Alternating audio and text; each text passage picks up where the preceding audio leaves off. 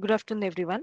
Center of Excellence, BJMC Hospital and Civil Hospital, Ahmedabad welcomes all the participants for today's RDLS session. Today's topic is integration of NCD screening and management among PLHIV at the ART centers, and the speaker is Dr. Kamlesh Upadhyay. Dr. Kamlesh Upadhyay, sir, is the professor and head of the Department of Medicine and the program director, Center of Excellence in HIV Care at BJ Medical College and Civil Hospital, Ahmedabad. He has actively contributed in developing the treatment protocols for diseases like COVID-19, mucormycosis, CCHFV, leptospirosis, etc. He has more than 35 noteworthy papers in national and international journals. We welcome you, sir, for today's session and request you to start the session. Namaskar, everybody. Across the country, there is an atmosphere of newer energy and proud. Every Indian is, after 500 years, the Indians are in a elevated mode, elated mode. And our journey from Indian independence 75 years to 100 in 2047 we are going to complete 100 years of independence. So the Amrit Kal ki jo sharuaat hui hai, the beginning of the Amrit Kal is with spirit, and we want to ensure that India will be a developed nation, one of the highest economy in the world. So the role of all HIV center also belong to that, because if you look at the parameters of developed nation, it is HDI, Human Development Index, and when we talk of the SDI, it is a infant mortality rate, maternal mortality rate, sanitation, and whatnot. All health parameters are there.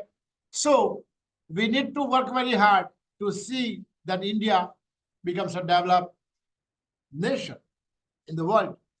With this small brief, I am sincerely thankful to the participants and organizers for allowing me to interact with you on this topic of integration of the NCD screening and management among PLHIV at ART Center.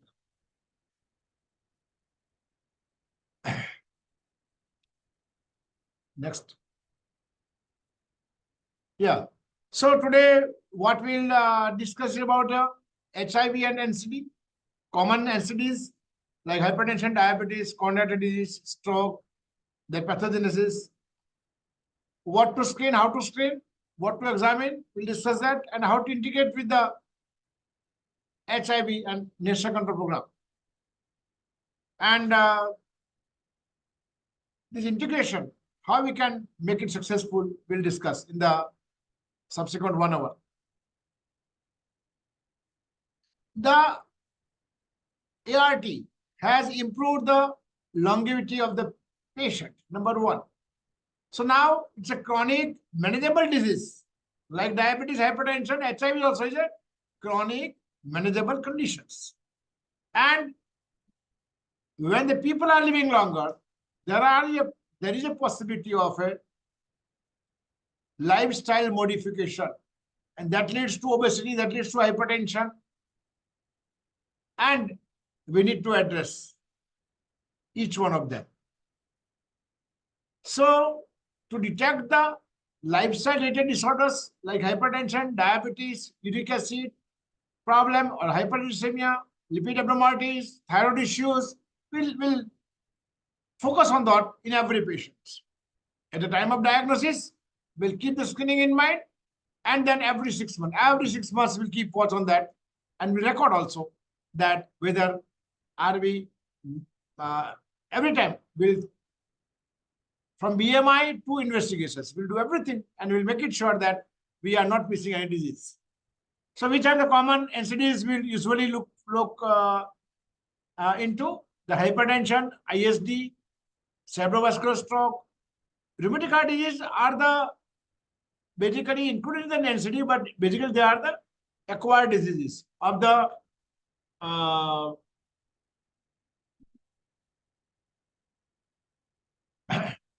they are the acquired diseases. So we'll keep in mind.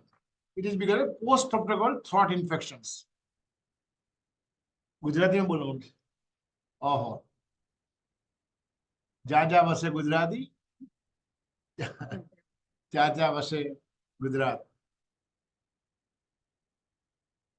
तो blood pressure शुद्ध गुजराती बोलो तो रक्तचाप कहवाय આપણે ગોઠિયા ખાઈ જઈએ blood pressure ને કહેવાય રક્તચાપ ઇસ્કેમિક હાર્ટ ડિઝીઝ એટલે હાર્ટ એટેક રેસ્પિરેટરી એટલે ફેફસાના રોગોમાં અસ્થમા COPD અને પલ્મોનરી હાઇપરટેન્શન એન્ડોક્રાઇન ડિઝીઝમાં ડાયાબિટીસની વાત kidney disease then depression anxiety schizophrenia then anemia various hemoglobinopathies આપણા ટ્રાઇબલ બેલ્ટમાં કોઈ HIV હોય તો હિમોગ્લોબિનોપેથી આપણે ધ્યાન રાખશું Cancer are also part of NCDs, mainly breast cancer, cervical, uterine cancer, lung cancer, oral cancer, prostate cancer, colon અને મોટા આંતરડા અને સ્ટમકના કેન્સર અને લ્યુકેમિયા, લિમ્ફોમા એ પણ HIV માં પણ જોવા મળે છે એની વાત કરશું અને arthritis, rheumatoid arthritis, other arthritis will also આપણે મગજમાં રાખશું.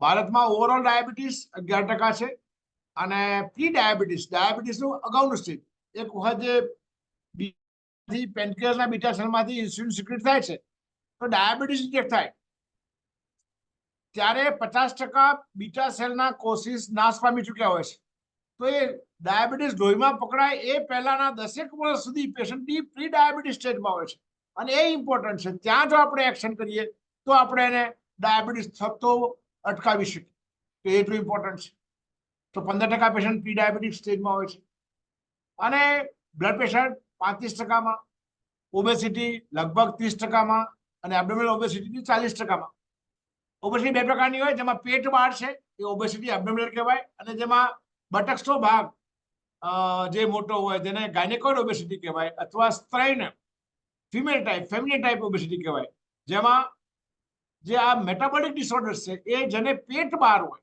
મધ્યપ્રદેશ બહાર હોય મધ્યપ્રદેશ કહીએ ને આપણે એ જે બહાર હોય એને શક્યતા વધારે થાય ડિસ્લિપિડેમિયા લગભગ 81%માં એટલે લગભગ આપણે અત્યારે કેટલા સાંભળીએ છીએ જો આપણે ત્યાં 100 જણા સાંભળતા આવીએ તો 100 માંથી 80 જણાને ડિસ્લિપિડેમિયા થવાની પોસિબિલિટી છે ગુજરાત અને પંજાબ ભારતમાં ડાયાબિટીસ બીપી મોટાપો એટલે ઓબેસિટી ના રોગોની રાજધાની છે એ વાત આપણે ભૂલવી ના જોઈએ આ બધા જ પ્રોબ્લેમ અર્બનાઇઝમાં વધારે જોવા મળે એઝ કમ્પેર ટુ શહેરોમાં વધારે જોવા મળે ગામડા કરતા તો ગુજરાત એ અર્બનાઇઝ રાજ્ય છે જ્યાં 60% વસ્તી માત્ર 6 મહાનગરમાં વસે છે એવડું મોટું આપણું રાજ્ય ગુજરાત છે એટલે ત્યાં નેચરલી કેસીસ પણ વધારે છે તો આના પર ધ્યાન રાખશું કે આ જે લાઇફસ્ટાઇલ રિલેટેડ ડિસઓર્ડર્સ એટલે કે જીવનશૈલી આધારિત રોગો હોય તો એમાં કોર્નરી આર્ટરી આપણી બ્લોક થઈ જાય મગજની જે કેરોટિડ ને બધી નળીઓ એ બ્લોક થાય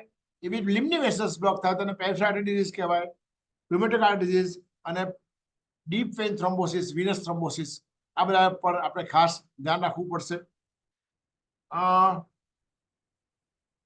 જે રિસ્પોન્સિબલ છે જેવું આ બધા રોગો કેમ વધી રહ્યા છે કારણ કે અર્બનાઇઝેશન વધે એટલે ઓબેસ જે ઓવરક્રાઉડિંગ વધે ત્યાંથી માંડીને સ્ટ્રેસ લેવલ વધારે થતું હોય છે તો આ સોશિયો કલ્ચર એક વખત પૈસા આવે એટલે માસમાં વ્યસનો આવે ઘણી વખત અથવા ડ્રિંક પણ લેતા હોય છે ઘણા લોકો તો આ બધી વસ્તુઓ વ્યસનો આવવાથી સ્ટ્રેસના આ બે મેજર ફેક્ટર છે જેના કારણે થઈને બેઠાડું જીવન થાય પૈસા આવે એટલે શ્રમ ઓછો કરીએ આ બધા ફેક્ટરના કારણે થઈને બેઝિકલી વાસ્ક્યુલર ડિઝીઝ બધા વધતા હોય છે હાર્ટના હોય કે મગજના હોય તો કાર્ડિયોવાસ્ક્યુલર જે ડિસઓર્ડર છે એના રિસ્ક ફેક્ટર કયા કયા તો ઉંમર જે મોડિફાયેબલ છે male are more than the female જે સ્ત્રીને માસિક ધર્મ આવતું હોય એમાં વાસ્ક્યુલર ડિઝીઝ બહુ ઓછા જોવા મળે નંબર 1 આ વસ્તુ લખવાની એક વખત માસિક ધર્મ જાય અથવા હિસ્ટેક્ટમી કરવામાં આવે એ પછી 8 વર્ષ પછી પુરુષ અને સ્ત્રીમાં પ્રમાણ કાર્ડિયોવાસ્ક્યુલર રિસ્ક ફેક્ટર સરખા થઈ જાય છે. તો આ પોસ્ટ મેનોપોઝ 8 વર્ષ અથવા ગર્ભાશયની કોથળી કાઢી નાખ્યું હોય તો એ પછી 8 વર્ષમાં કાર્ડિયોવાસ્ક્યુલર ડિઝીઝનું મેલ ફિમેલમાં રિસ્ક સરખું થઈ જાય. નહીં તો જે બહેનને પીરિયડ ચાલુ હોય, માસિક ધર્મ ચાલુ હોય, એને ઇસ્ટ્રોજનનું પ્રોટેક્શન મળતું હોય એટલે એમાં જે કાર્ડિયોવાસ્ક્યુલર ડિઝીઝ બહુ ઓછા જોવા મળે. આ વસ્તુ પણ આપણે યાદ રાખવાની. તો કોને કોને કાર્ડિયોવાસ્ક્યુલર વધારે જોવા મળે? જેને બ્લડ પ્રેશર હોય, જેને ડાયાબિટીસ હોય, જેને લિપિડ એબ્નોર્માલિટી હોય, હાઈ કોલેસ્ટ્રોલ હોય, એલડીએલ હાઈ હોય, એચડીએલ લો હોય, જે ડાયાબિટીકમાં જોવા મળે એવું હાઇપર ટ્રાઇગ્લિસરાઇડમાં જોવા મળતું હોય. ઓબેસિટી બીએમઆઈ મોર દેન 25, 25 થી 30 તો એને ઓવરવેટ કહેવાય. પછી 30 કરતા વધારે તો ઓબેસિટી કહેવાય. 30 થી 35માં ઓબેસિટી 1 સ્ટેજ, 35 થી 40માં ઓબેસિટી 2 અને પછી મોર્બિડ ઓબેસિટી. આ બીએમઆઈ આપણે એટલા માટે ધ્યાન રાખવાનું કે જેટલા પણ પેશન્ટ એચઆઈવીમાં આપણે બધા આવે બધાનું બીએમઆઈ, વજન અને ઊંચાઈ, એના પરથી હવે બીએમઆઈ કેલ્ક્યુલેટર મોબાઈલમાં આવે છે તો દરેકને મોબાઈલમાં બીએમઆઈ કેલ્ક્યુલેટ કરતા આવડવું જોઈએ. જો વેસ્ટ એટલે થાપાનો ભાગ નહીં. આપણે ડાન્સ કરીએ તો જ્યાં કમર પર હાથ મૂકે છે આને વેસ્ટ કહેવાય. આ અમ્બિલિકસ લેવલ, અમ્બિલિકસ પણ ઉપર નીચે હોઈ શકે. વેસ્ટ એટલે આપણે ડાન્સ કરીએ તો હાથ ક્યાં મૂકીએ એ વેસ્ટ લેવલ. ત્યાં તમે વાપર્યું તો વેસ્ટ સર્કમફરન્સ.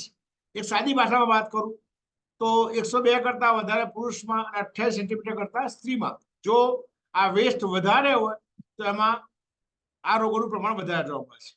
સાદી ભાષામાં કહું તો 34નું જીન્સ, જે લોકો જીન્સ પહેરતા હોય, જે બહેનોને 34 કરતા મોટું જીન્સની સાઈઝ હોય અથવા ભાઈઓમાં 36, 37 કરતા વધારે જીન્સની સાઈઝ હોય તો એ લોકો ચેતી જવું જોઈએ, કારણ કે એમાં ડાયાબિટીસ, બીપી, કોલેસ્ટ્રોલ બધા જ રોગો થવાની શક્યતા વધી જતી હોય છે.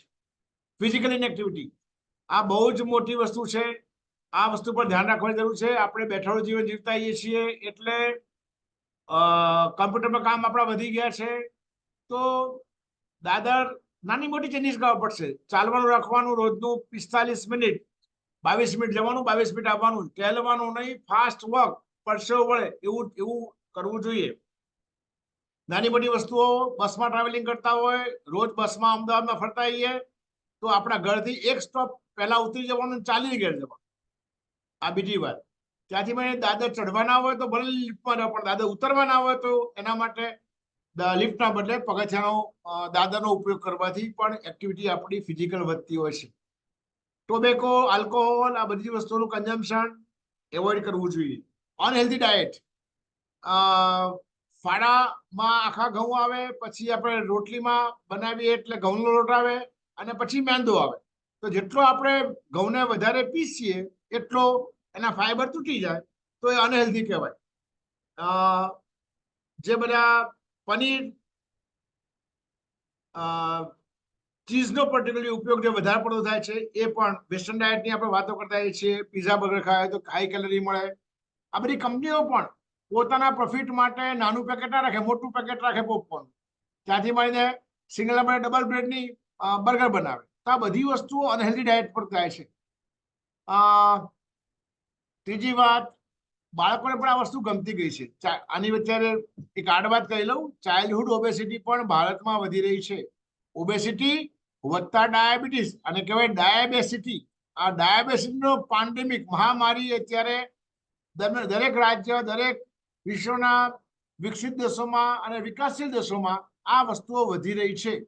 તો ડાયાબેસિટી, ઓબેસિટી વત્તા ડાયાબિટીસ, ડાયાબેસિટીનો પેન્ડેમિક વિશ્વભરમાં વધી રહ્યો, ધ્યાન રાખવું પડશે. ફેમિલી હિસ્ટ્રી, જેને મા પિતાજીને ડાયાબિટીસ હોય તો બાળકોને ડાયાબિટીસ થવાની પોસિબિલિટી વધારે થાય. મા પિતાજી બંનેને બ્લડ પ્રેશર હોય તો 85% પોસિબિલિટી કે બાળકને બ્લડ પ્રેશર થાય. યાદ રાખવું પડશે.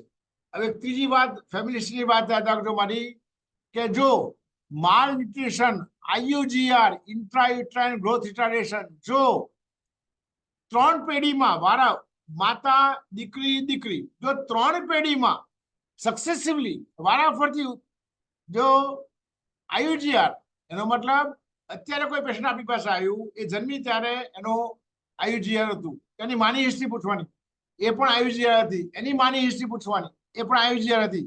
જો IUGR 3 કન્ઝિક્યુટિવ પેઢીમાં આવે તો ડાયાબિટીસ થવાની શક્યતા વધતી હોય છે. આ વાત પણ આપણે યાદ રાખવી જોઈએ. કરવાનું શું છે?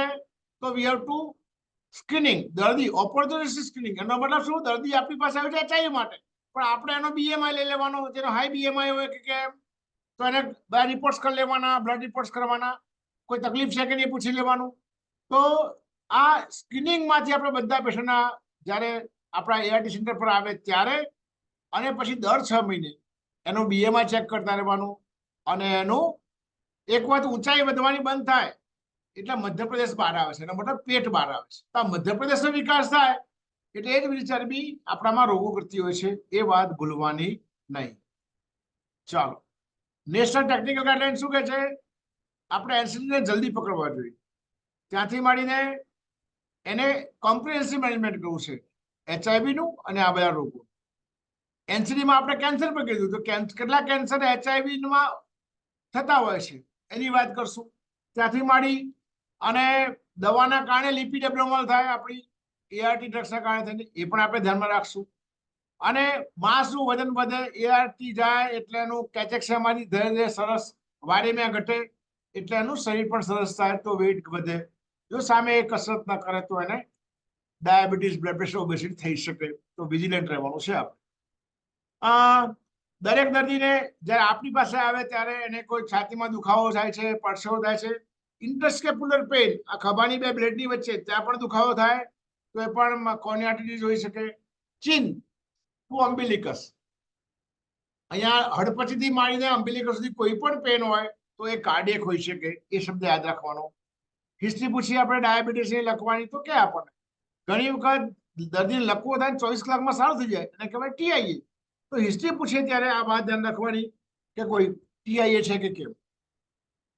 એ સિવાય શ્વાસ ચડવો, સૂતા હોય ને શ્વાસ ચડે, બેઠા હોય સારું લાગે, કોઈ ઝંઝાટી હાથ પગમાં થતી હોય, વજન ઘટતું હોય, તરસ બહુ લાગે, જે ડાયાબિટીસ નથી ને, પોલિયુરિયા, પોલિડિસ્પિયા, એમ વધારે તરસ લાગવી, વધારે ભૂખ લાગવી અને પેશાબ વધારે જવું, આ ડાયાબિટીસના લક્ષણ છે. સોજા આવતા હોય અથવા હિમેચ્યુરિયા એટલે પેશાબમાં લોહી જતું હોય, આવી બધી હિસ્ટ્રી બધામાં પૂછવી જોઈએ. કોઈ દવા ચાલતી હોય પાસ્ટમાં તો પણ પૂછવી જોઈએ. તમાકુ અથવા દારૂની હિસ્ટ્રી હોય, અત્યારે બંધ કર્યો તો પણ ભૂતકાળમાં હોય તો પણ આપણે નોટ ડાઉન કરવી જોઈએ. અને જીવનશૈલીમાં બેઠાડવું છે, કેટલા કલાક કસરત થાય છે, વ્યાયામ થાય છે, ખુરશીમાં બેઠા રહે છે, કોમ્પ્યુટરમાં બેઠા રહે છે, કેટલા કલાક બેઠા રહે છે, મોબાઈલમાં કેટલા કલાક સુતા સુતા રાત્રે ઉજાગરા કરે, અને મોબાઈલનો જે એને સ્ક્રીન ટાઈમ કહેવાય છે એ પણ પૂછવો જોઈએ, જેના કારણે ખબર પડે કે એમની પૂરતી ઊંઘ થાય છે કે નહીં. ચાલો, શું જોવાનું છે? તો BMI જોવાનું. મેં કીધું હાઈટ, વેઇટ અને BMI ટેબલ મોબાઈલમાં ઘણા બધા એપ આવે છે, એમાંથી કેલ્ક્યુલેટ કરી લેવાનું. વેસ્ટ સર્કમફરન્સ મેં કીધું એમ આપણે કમર પર ડાન્સ કરીએ તો કેમ હાથ મૂકીએ, ત્યાં આપણે વેસ્ટ સર્કમફરન્સ જોવાની છે. એના કારણે થઈને કમર કેટલા સેન્ટીમીટર છે એ આપણને ખબર પડે કે આ રિસ્ક છે કે કેમ. બ્લડ પ્રેશર માપવાનું. બ્લડ પ્રેશર માપતી વખતે બંને હાથે માપવાનું. હમણાં ફોટો બતાવું છું. બંને હાથે વારાફરતી પહેલી વખત માપવાનું. દર્દી રિલેક્સ, સીધા ડોક્ટર પાસે જઈને તરત ના માપવાનું. દર્દી આવે, બેસાડવાનું 5 મિનિટ, ભાગાદોડમાં આવે તો બ્લડ પ્રેશર વધારે આવે. મોઢામાં જો કોઈ તમાકુ કોઈ હોય તો કઢાઈ નાખવાની, તો બ્લડ પ્રેશર વધારે આવે. તો આ બધી વસ્તુઓ જરા જોઈ લેવાની છે. હા, આ યાદ રાખવાનું. દર્દીનો અહીંયા બતાવેલું છે, હાથ સપોર્ટ રાખવાનો, હાર્ટ લેવલે BP ઇન્સ્ટ્રુમેન્ટ હોવું જોઈએ, કફ બરોબર સાઈઝનો હોવો જોઈએ, વ્યવસ્થિત મિડ આર્મ એટલે કે ઉપર પણ નહીં નીચે પણ નહીં બાંધવાનો, અને કપડાને ઉપર બાય ચડાવીને પછી બાંધવાનો. ત્યાંથી માંડીને દર્દીના બંને લેગ અને હાથ ક્રોસ ના હોવા જોઈએ, અનક્રોસ્ડ હોવા જોઈએ, અને પછી માપવાનું. આ બધી વસ્તુઓ ધ્યાન રાખવાની છે. એ સિવાય જ્યારે દર્દી આવે ત્યારે હોસ્કેટ કરવું જોઈએ, કોઈ સોજા છે કે નહીં, કાર્ડિયક મર્મર છે કે નહીં, ચેસ્ટમાં હોસ્કેટ કરવું જોઈએ, રાઈટ બેઝમાં, પર્ટિક્યુલરલી રાઈટ સાઈડ બેઝમાં કે ક્યાંય કેપિટેશન્સ આવે છે કે નહીં, એ કરવું જોઈએ. સ્ક્રીનિંગ કરવાથી આપણને ઘણી બધી વસ્તુઓ ખબર પડશે. દર્દીને કાર્ડિયોવેસ્ક્યુલર, મેટાબોલિક, એ પછી જે આવે સાયકોલોજીકલ, કોઈને ડિપ્રેશન, ઊંઘ ના આવતી હોય, સાયકોસોશિયલ એડજસ્ટમેન્ટ ડિસઓર્ડર હોય, કામ કરતા હોય એ જગ્યાને કોઈ સ્ટ્રેસ રહેતો હોય, બધા કર્મચારીઓ સાથે, અધિકારીઓ સાથે મિક્સ ના થઈ શકતા હોય, આ બધા સ્ટ્રેસના ફેક્ટર છે એ પણ પૂછવા જોઈએ. કારણ કે તો આપણને ખબર પડે કે દર્દીને ઘણી વખત વર્ક પ્લેસમાં જો વાતાવરણ પરિવારના ભાવનું ના હોય તો ઘણી વખત ત્યાં સ્ટ્રેસ જતો હોય છે. તો એ પણ આપણે પૂછવું જોઈએ. ગમે તે દવા કરો પણ સ્ટ્રેસ તમે ના ઘટાડો તો પણ બ્લડ પ્રેશર કંટ્રોલમાં સરખું ના આવે, એટલા માટે પૂછવું જોઈએ. તો મેનેજમેન્ટમાં શું ધ્યાન રાખશું આપણે? દરેકનું મેં કીધું એમ બ્લડ પ્રેશર માપવાનું, 18 વર્ષ કરતા ઉપરના બધાનું આપણે સ્ક્રીનિંગ કરતા રહીશું. 30 વર્ષ કરતા ઉંમર જો દર્દી નાની હોય તો one should look for the secondary cause of hypertension. એમાં કિડનીના રોગો, કિડનીની નળીઓ, આર્ટિરિયલ ડિઝીઝ કોઈ છે કે કેમ, યુરિનરી આર્ટરી સ્ટેનોસિસથી માંડી દે, દેન જેટલા પણ સેકન્ડરી કોઝ ઓફ હાઇપરટેન્શન છે એમાં પિટ્યુટરી એડિમાથી માંડીને ફિયોક્રોમોસાઇટોમા, આ બધા જ રોગોના જોવું જોઈએ. સેકન્ડરી હાઇપરટેન્શનના જેટલા પણ કોઝ છે એ 30 વર્ષ કરતા ઓછી ઉંમરમાં જો બ્લડ પ્રેશર જોવા મળે એ બધામાં બધા ટેસ્ટ કરવા જોઈએ. આ વસ્તુ યાદ રાખવાનું છે, ફિઝિશિયનને બતાવી દેવા. દર્દી આવે ત્યારે ઇનિશિયલી વખત કરવાનું અને 6 મહિને એના રેગ્યુલર ટેસ્ટને હાઇપરટેન્શન, ડાયાબિટીસ, કેન્સર માટે જોતા રહેવાનું. આ ફોટોની વાત કરી મેં. જો તમે દર્દી ક્રોસ લેગ કરીને બેઠો હોય, પાછળ સપોર્ટ ના લીધો હોય, ઉભડક બેઠું હોય, જે આપણે ગુજરાતીમાં કહીએ, તો એ બધાથી પણ બ્લડ પ્રેશર વધારે આવતું હોય છે. મોઢામાં તમાકુ હોય, એને યુરિન પાસ કરીને મળો. એ કોઈ પેશાબ બહાર ગામથી આવ્યો હોય, સીધો ને ઉતાવળમાં હોય, ક્લિનિક બંધ થવાના ટાઈમ આવ્યો હોય, બ્લેડર એની યુરિનરી બ્લેડર ફૂલ હોય, પેશાબ લાગ્યો પડે કે પેલા સાહેબને બતાવી લો. તો પેશાબની કોથળી ફૂલ હોય, પેશાબ ન કર્યો હોય તો પણ એનું બ્લડ પ્રેશર વધારે આવે. આવી નાની મોટી વસ્તુઓ પણ ધ્યાન રાખવાનું. દર્દી આવે એટલે 5 મિનિટ નિરાતે બેસ, વાતો કર્યા વગર શાંતિથી આંખો બંધ કરીને બેસ. ડોક્ટર પણ નિરાતમાં હોય, દર્દી પણ નિરાતમાં હોય, પછી બ્લડ પ્રેશર માપવું જોઈએ તો બ્લડ પ્રેશર સારું મપાય. બ્લડ પ્રેશર કેવી રીતે માપવાનું છે? દર્દીનું આવે ત્યારે બંને હાથે માપો અને 2 રેગ્યુલર વિઝિટ અઠવાડિયામાં કે મહિનામાં એટલીસ્ટ 2 વખત કરતા વધારે. દર્દી એજ્યુકેટેડ હોય તો એના ઘરે પણ બીપી ઇન્સ્ટ્રુમેન્ટ હોઈ શકે, એ રેકોર્ડિંગ લખીને લઈ આવે, અથવા પોતાના જ્યાં રહેતા હોય ત્યાં નજીકમાં ડોક્ટર પાસે બ્લડ પ્રેશર મપાવે, તારીખ સમયે બ્લડ પ્રેશર. જો 2 કરતા વધારે વખત આપણું બ્લડ પ્રેશર આવતું હોય તો એને દવાઓ માટે વિચારવું પડે.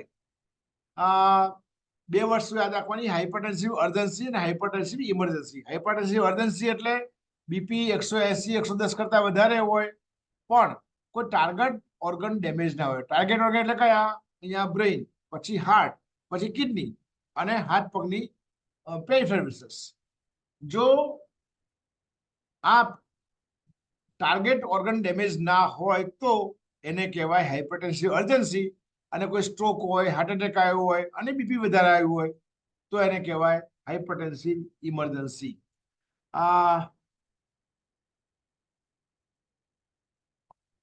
શું કરશા? કયા કયા ટેસ્ટ આપણે કરશું? તો ફાસ્ટિંગ બ્લડ શુગર આપણે કરશું. યુરિનમાં આપણે જોવાનું કોઈ હિમેચ્યુરિયા છે કે નહીં, પ્રોટીનયુરિયા છે કે નહીં. ડાયાબિટીસના કારણે કિડની પર અસર થાય તો ડાયાબિટીક નેફ્રોપેથી કહેવાય, તેમાં પણ પ્રોટીન આપણને જોવા મળતું હોય. અને કિડની ડિઝીઝમાં કારણે બ્લડ પ્રેશર જતું હોય તો એને એમાં એને હિમેચ્યુરિયા આવે, કાસ્ટ આવે, યુરિન ઓછો હોય, આ બીજા બધા ફેક્ટર પણ યુરિન એક્ઝામિનેશનમાં આપણને ખબર પડી શકે. જે બ્લડ પ્રેશર જે છે એ સિવાય હાઇપરટેન્સિવ પેશન્ટમાં આપણે એને લિપિડ પ્રોફાઇલ કરાવશું. ભૂખ્યા પેટે લિપિડ પ્રોફાઇલ કરાવવું ખાસ ઇમ્પોર્ટન્ટ છે. પેશન્ટ દર્દી આવ્યું હોય તો પહેલી વખત ના કર્યું હોય, ભૂખ્યા પેટે ચા નાસ્તો કરીને આવ્યું હોય તો એને ખાસ કહેવાનું. બીજી વખત આવો ત્યારે ભૂખ્યા પેટે આવવાનું છે સવારે. આગલા દિવસે રાતે 10 વાગ્યાથી ખાવા પીવાનું બંધ કરવાનું અને સવારે નેક્સ્ટ ડે આવે આપણી પાસે 9-10 વાગે સેમ્પલ લઈએ તો એ ફાસ્ટિંગ બ્લડ સેમ્પલ લેવાના છે લિપિડ પ્રોફાઇલ માટે પણ ખાસ. એ સિવાય થાઇરોઇડ ડિસઓર્ડર જોઈ લેવાના, ક્રિએટાઇન જોઈ લેવાનું, કાર્ડિયોગ્રામ જોઈ લેવાનું, લેફ્ટ વેન્ટ્રિક્યુલર હાઇપરટ્રોફી છે કે કેમ એ પણ જોવું જોઈએ. અને એક વખત બ્લડ પ્રેશર ડાયગ્નોસ થઈ જાય તો કેટલું ઘટાડવાનું? તો 80 વર્ષ કરતા મોટી ઉંમર હોય તો બ્લડ પ્રેશર 140 અને 90ની આસપાસ રાખવાનું. દર્દીની ઉંમર 80 કરતા વધારે હોય તો બ્લડ પ્રેશર 150 ઉપરનું, નીચેનું 90 રાખવાનું. અને જો ઉંમર પેશન્ટની 80 વર્ષ કરતા ઓછી હોય તો બ્લડ પ્રેશર 140 અને 90 કરતા ઓછું રાખવાનું છે. આ વસ્તુ આપણે ધ્યાન રાખવાની છે. જે ખોરાકના જે ચેન્જીસ છે અને ચાલવાનું છે એ દવાની સાથે જિંદગીભર ચાલુ રાખવાનું છે, કારણ કે આ દરેકની એડિશનલ એકબીજા સાથે ઇફેક્ટ રહેલી છે, એ ભૂલાય નહીં. લો ફેટ ડાયટ, એટલું યાદ રાખવાનું, કયું તેલ નહીં, કેટલું તેલ એ ઇમ્પોર્ટન્ટ છે. દરેકના ઘરમાં, તમે પણ તમારા ઘરમાં આંકડો માડો, તમારા ઘરમાં કેટલા માણસો એક રસોડે જમે છે, એમાંથી જેટલા માણસ હોય એટલા દીઠ 20 ml પર પર્સન પર ડે. એટલે એટલું ml. તમારા ઘરમાં 4 માણસ હોય તો 4 માંથી તમારું 80 ml થયું. બાળકો જે હોય એને ડબલ આપવાનું છે, એટલે 20 ml તમે ઓઇલ આપો, 20 ml તમે ઘી ખવડાવો, વાંધો નહીં. પણ જે એડલ્ટ જે છે, 11 વર્ષ કરતા મોટી ઉંમરના તમામ લોકોને 20 ml પર પર્સન પર ડે ગણવાનું. એટલે 2-3 વસ્તુ કહું છું. ડબ્બામાંથી તેલ ડોગલીમાં, બરણીમાં કાઢવાનું, બરણીમાંથી ડોગલીમાં કાઢવાનું, ડોગલીમાંથી 20 ml માં માપવાનું. અને એવા જેટલા માણસ હોય એટલા માણસ. આજે માનો કે પપ્પા બહાર ગયા છે તો 3 જણ તો 20, 30, 60 ml જ લેવાનું, અને મહેમાન કોઈ 4 આવી ગયા તો બીજું 80 ml કરી દેવાનું. પણ 20 ml નું માપ્યું તમારા ઘરમાં હોય તો પછી તમે સિંગ તેલ ખાવ તો વાંધો નહીં.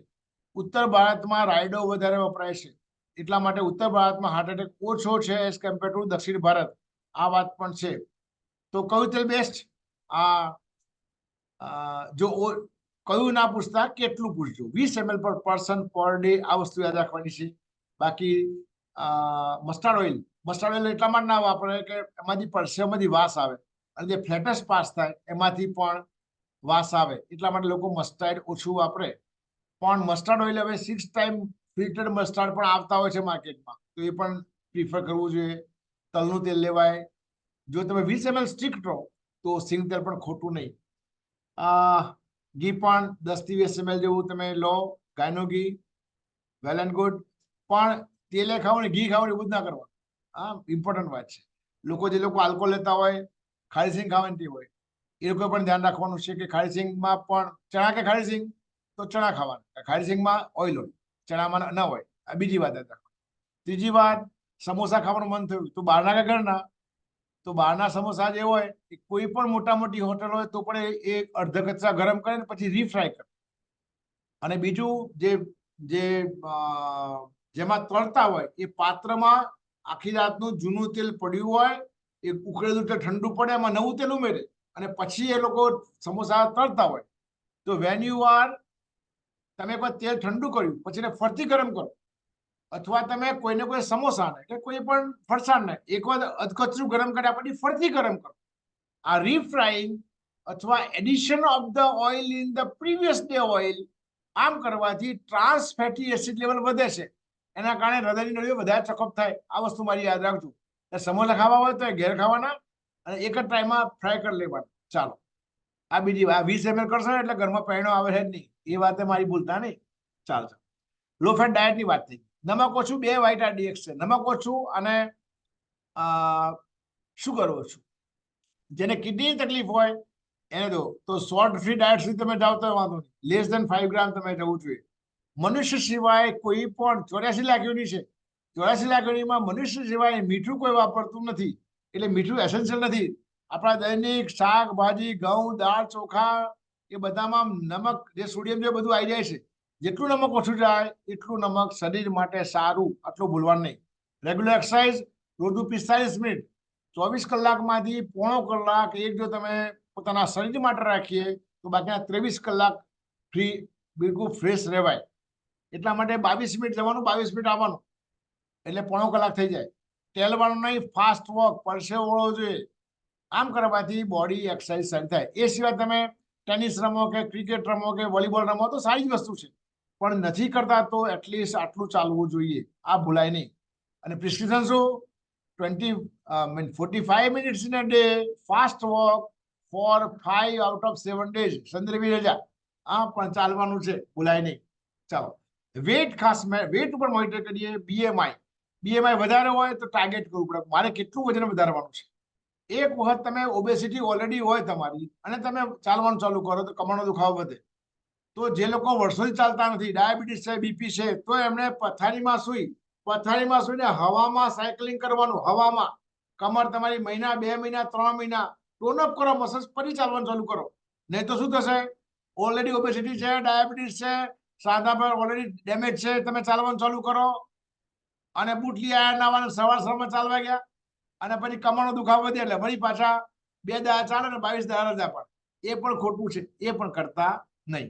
સ્મોકિંગ આલ્કોહોલ બંધ કરવાનું. એક ભાઈ હતા તો કે બીડી છોડવી હા વહેલી, મેં 7 વખત છોડી છે. આવા માણસો મળે પણ યાદ રાખવું, ભૂલાય નહીં.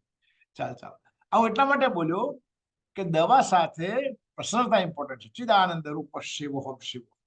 ક્યારે સ્ટ્રેસ જીવનમાં ઘટના જે ઘટવાની છે ઘટવાની છે, બધું કૃષ્ણ મંદિર જગતગુરુ ભગવાનના ચરણોમાં કરવાથી પ્રસન્નતા રહેશે. અને જે કામ કરીએ આપણે, જે કોઈ આપણું પદ છે એમાં અભિમાન ના રાખીએ, અહંકાર ના રાખીએ, તો પણ અહંકાર શૂન્યતા રાખવાથી આપણને પ્રસન્નતા રહેશે. આ ભગવાન જે કર્યું એ બધું તારા ચરણો. વાત આ મહત્વની વાત છે. અહંકાર શૂન્યતા પણ ઇમ્પોર્ટન્ટ છે. જ્યાં વાતાવરણમાં કામ કરીએ છીએ ત્યાં પારિવારિક ભાવ છે કે કેમ? પરિવારમાં એટલો મતલબ બધી આંગળો સરખી ના હોય, તો એકબીજાની, આપણું કામ એકબીજાની ભૂલો કાઢવાનું નથી. આપણી કામ એકબીજાની ભૂલોમાંથી એનો સરવાળો કરવાને, ભૂલોનો સરવાળો નથી કરવાનો, પણ એની ખાસિયત શું છે, ખૂબી શું છે, એની આપણે જે સરવાળો કરીએ તો પરિવારમાં પ્રસન્નતા રહે. એમ આપણા વર્કિંગ પ્લેસમાં પણ આવા જે સ્ટ્રેસ ઘટે એવી વસ્તુ કરવી જોઈએ. સારું, કમ્પ્યુટર પર કામ કરતા હોય તો દર 20 મિનિટે આંખો થોડી ફેરવી લેવી, બીજું બધું જોવું જરા. આંખો ધોવી. આજે લોકો ચશ્મા 10 વખત ધોવે પણ આંખ ના ધોવે. આપણે આવું જોવા મળે છે, તો ધ્યાન રાખો. ચાલો, દવાઓની વાત કરીએ તો એસિડિબિટર્સ, ARBs એટલે એન્જિયોટેન્સિન રિસેપ્ટર બ્લોકર્સ, કેલ્શિયમ ચેનલ બ્લોકર્સ, એમ્લોડિપિન થી માંડીને ડાયોરેટિક્સ, બીટા બ્લોકર્સ. ડાયોરેટિક્સ આર ઇમ્પોર્ટન્ટ પણ થાઇરોઇડ ડાયોરેટિક્સ જે છે એ લેસ ધેન 12.5 મિલીગ્રામ, એના કરતા ડોઝ વધે તો પછી એમાં યુરિક એસિડ, લિપિડ બધું પ્રોબ્લેમ થઈ શકે. પણ હાઇડ્રોક્લોરથાઇરાઇડ લેસ ધેન 12.5 મિલીગ્રામ ડોઝમાં એડિટ કરો, દરેક દર્દીને આપવી જોઈએ તો વધારે સારું રહે. એઝ એ ફર્સ્ટ લાઈન સારું રહે. ચાલો, આજે જેએસસી પ્રમાણે જે ગાઈડલાઈન છે એ પ્રમાણે ગ્રેડ 1, 2, 3 હાઇપરટેન્શનના 3 સ્ટેજ છે. ગ્રેડ 1 માં બીપી 140 થી 160 ની વચ્ચે હોય અને ડાયાસ્ટોલિક 90 થી 100 ની વચ્ચે હોય. ગ્રેડ 2 માં બીપી 160 થી 180 ની વચ્ચે હોય અને ડાયાસ્ટોલિક બ્લડ પ્રેશર 100 થી 110 ની વચ્ચે હોય. આ 109 નંબર લખ્યું ને, પણ આમ રેન્જ યાદ રાખવી એટલે બહુ વાંધો ના આવે. ચાલો, ગ્રેડ 3 માં 180 અને 110 કરતા વધારે હોય.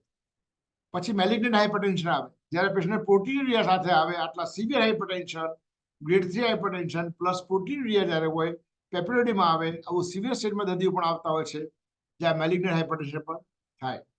વાત એ છે કે સ્ટેજ 1 હાઇપરટેન્શન હોય તો lifestyle modifications to be can be tried, પણ સ્ટેજ 2 or 3 હોય તો તમારે એને ડ્રગ થેરાપી ચાલુ કરવી પડે.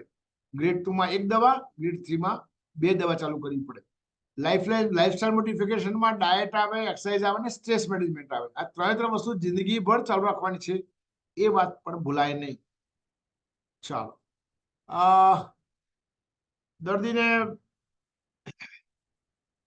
જો સ્ટેજ 3 હાઇપરટેન્શન હોય તો ફિઝિશિયનને બતાવવા માટે મોકલી આપો. ડાયાબિટીસ જે છે એ રજિસ્ટ્રેશન વખતે ખાસ જોઈ લેવાનું, અને 1 to 2 months after ART initiations and then at every 6 months. તો આ ડાયાબિટીસ જે છે, દવા ચાલુ કરીએ ART પછી 1-2 મહિના પછી ફરતી જ્યાં જોઈ લેવાનું, અને દર 6 મહિને જોતા રહેવાનું. શું જોવાનું? ફાસ્ટિંગ, પોસ્ટપ્રાન્ડિયલ, એન્ડ દર 3 મહિને HbA1c અથવા ગ્લાયકોસિલેટેડ હિમોગ્લોબિન લેવલ કરવું જોઈએ. જ્યારે આપણે રિઝાઇમ ચેન્જ કરતા હોઈએ, સબસ્ટિટ્યુટ કરીએ અથવા ART ની રિઝાઇમ ચેન્જ કરીએ, સબસ્ટિટ્યુટ કરીએ અથવા સ્વિચ કરીએ, ત્યારે પણ આપણે ડાયાબિટીસ માટે જોઈ લેવું જોઈએ. જેનો ઓલરેડી BMI હાઈ હોય, ફેમિલી હિસ્ટ્રી પોઝિટિવ હોય, એ બધા લોકોને, અથવા એક અહીંયા પાછળ આ જે ડોકનો ભાગ જે છે, ડોકનો ભાગ છે, ત્યાં જો આપણને બ્લેક લાઈન જોવા મળે એને કહેવાય એકેન્થેસિસ નાઇગ્રિકન્સ. આવી જો બ્લેક કલર જોવા મળે એરિયા, તો એમાં ઇન્સ્યુલિન રેઝિસ્ટન્સ હોય તો એનું પણ ડાયાબિટીસ સ્ક્રીનિંગ ખાસ કરવું જોઈએ. સિમ્પટમ્સ કયા ડાયાબિટીસના? તો 3P: પોલિયુરિયા, પોલિન્યુરિયા અને પોલિફેજિયા. બહુ ભૂખ લાગે, તરસ વધારે લાગે અને યુરિન વધારે પાસ કરે. ટાયર્ડનેસ, વીકનેસ, જનરલાઇઝ પ્રોવાઇડર્સ.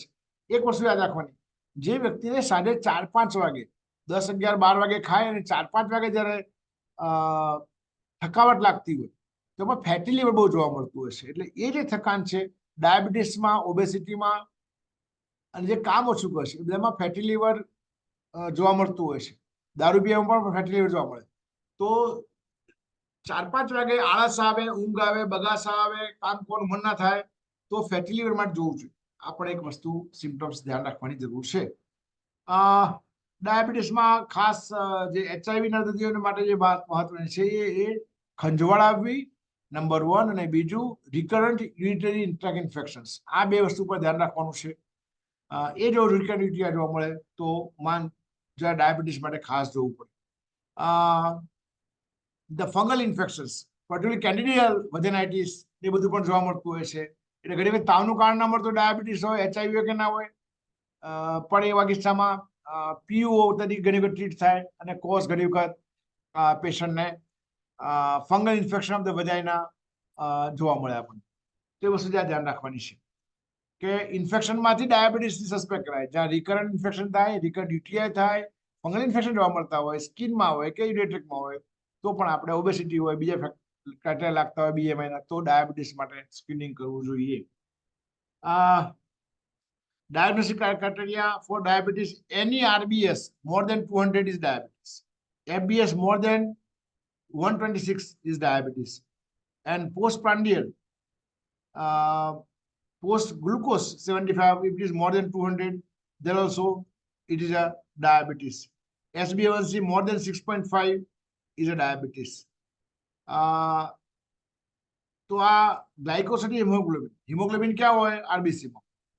તો એમાં ગ્લાયકેટેડ એટલે જ્યારે શુગર વધારે હોય ત્યારે હિમોગ્લોબિન જે લેવલ હોય આપણું નોર્મલ 12 ગ્રામ કે 14 ગ્રામ હોય, તો એનું જે પ્રોટીન જે કન્ટેન્ટ છે એ પણ ગ્લાયકેટેડ થાય. એના કારણે થઈને RBC નો લાઈફ સ્પાન એવરેજ 3 મહિના હોય.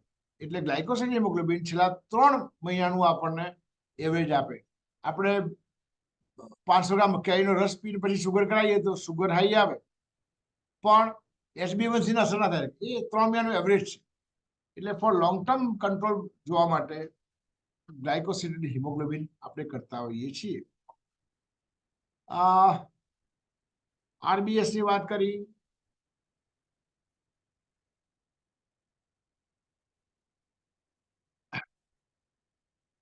ગ્લુકોમીટર માટે ટેસ્ટ કરતા હોઈએ છીએ. હાથ ખાસ ધોવાના છે આપણે, સ્ટ્રીપ મૂકવાની અંદર, અને સ્ટ્રીપમાં એક નીડલ પંક્ચર કરીને આપણે આ જે સ્ટ્રીપ આવે છે એમાં જાતે શક કરે, એના કારણે થઈને એ થાય છે. એક વખત કાણું પાડો સરખું પાડવાનું, નંબર 1. એક વખત સ્પિરિટ ના હોય તો પણ ચાલે, એ કંઈ જરૂરી નથી. એક સિમ્પલ નીડલમાં જરૂર નથી હોય તો સારી વસ્તુ, બાકી જરૂર નથી.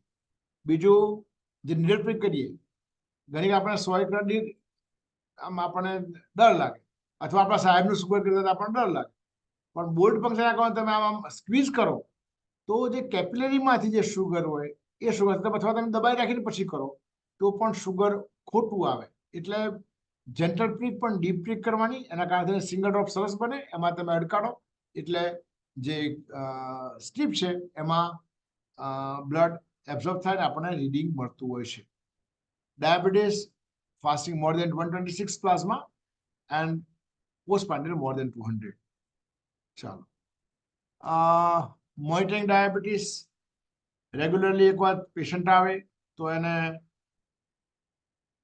શુગર માટે પેશન્ટ જનરલી આપણે મેટફોર્મિન આપણે ચાલુ કરતા હોઈએ છીએ, પછી સલ્ફોનામાઇડ આપણે એડ કરીએ, એ પછી બાકીની જે દવાઓ જે છે, હું ડિટેલમાં દવાઓમાં જતો નથી અત્યારે, પણ રેગ્યુલરલી આપણે પેશન્ટને કેટલા વર્ષથી ડાયાબિટીસ છે એ પ્રમાણે પેશન્ટને રેગ્યુલરલી એક્ઝામિનેશન પણ કરવું પડે અને એને મોનિટર પણ કરવું પડે.